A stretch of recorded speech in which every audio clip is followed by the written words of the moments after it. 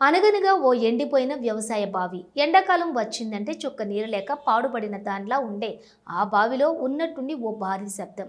ఆ తర్వాత పైకి ఉపికి వచ్చిన నీరు.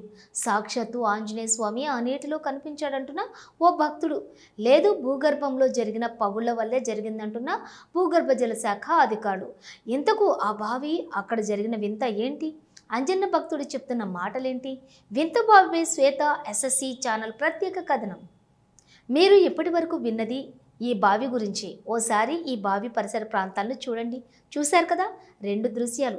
ఇక ఈ వివరాల్లోకి వెళితే, జగిత్యాల జిల్లా వెల్గటూరు మండలం కిషన్రావుపేట గ్రామంలో ఉన్న ఈ బావి వద్ద మే 20వ తేదీన వింత జరిగింది. అదే గ్రామానికి చెందినటువంటి అన్నమనేని సాదరావుకు చెందినటువంటి వ్యవసాయ బావి 3 నెలల క్రితం నీరు లేక అడుగంటిపోయింది.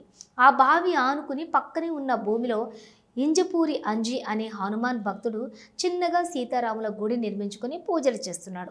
ఈ క్రమంలోనే ఈ నెల 20వ తేదీ మంగళవారం రోజున ఉదయం 6 గంటలకు ఇంజపూరి అంజి పూజ చేసుకుంటున్న సమయంలో బావిలో నుంచి పెద్ద శబ్దం వచ్చింది. ఏంటా ఆ శబ్దం అని హనుమాన్ భక్తుడు అంజి వెళ్ళి చూడగా, బావి అడుగు నుంచి 7 మీటర్ల పైకి ఎగజిమ్ముతూ నీరు ఉబికి వస్తూ కనిపించింది. దీంతో ఆ హనుమాన్ భక్తుడు పైకి ఉబికి వస్తున్న నీటి దృశ్యాన్ని తన మొబైల్లో చిత్రీకరించి తమ గ్రామానికి చెందిన వాట్సాప్ గ్రూప్లో పోస్ట్ చేసి ఆంజనేయ స్వామి మహిమగా భావించి పూజలు చేశాడు. సాక్షాత్తు హనుమంతుడి మహిమతోనే పాడుపడిన బావిలో నుండి నీరు పైకి ఎగిసిపడిందంటూ పోస్ట్ చేసిన వీడియో వైరల్గా మారింది. కానీ హనుమాన్ భక్తుడు ఎంజిపూరి అంజి మాత్రం ఎండిపోయి పాడుపడిన బావిలో నీరు పైకి రావడం అనేది సాక్షాత్తు ఆంజనేయ స్వామి మహిమే అని చెప్తున్నాడు. స్వామి మహిమ ద్వారానే భూమిలో నుండి నీరు పైకి ఎగిసిపడిందని చెబుతున్నారు.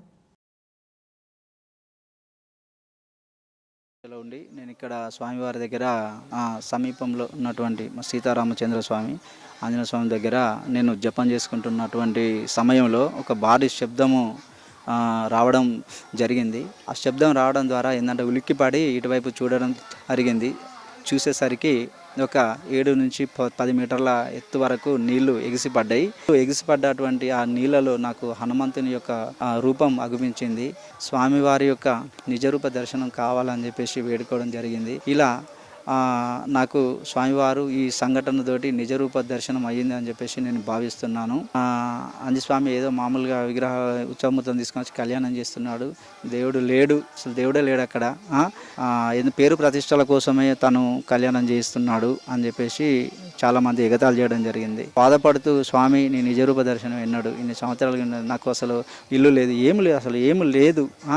ఇట్లాంటి పొజిషన్లో నువ్వు ఏమి చెప్తే నేను అదే చేస్తున్నాను, నువ్వు ఏ లీల చూపిస్తే నేను అదే చేస్తున్నాను, నువ్వు నాకు కళలో కానీ ధ్యానంలో కానీ ఏదైతే చూపిస్తున్నావో తండ్రి, నేను అదే నీ అడుగు జాడల్లోనే నేను నడుస్తున్నాను తండ్రి అని చెప్పేసి నేను బాధపడుతూ పూజ చేసుకోవడం జరిగింది. ఆ పూజలోనే నేను ఏమనుకుంటున్నానంటే, నా పూజ మహత్యం, ఆ భగవంతుడు నా యొక్క భక్తికి మెచ్చి ఈ సంఘటన జరిపించినాము అని చెప్పేసి నేను అనుకుంటున్నాను. ఇక నీళ్ళు రావు అని చెప్పేసి దీని మీద ఖర్చు పెట్టడం వృధా అని చెప్పేసి వాళ్ళు వదిలేయడం జరిగింది. ఇక ఒక వర్షాకాలంలో ఉంటాయి, ఎండాకాలం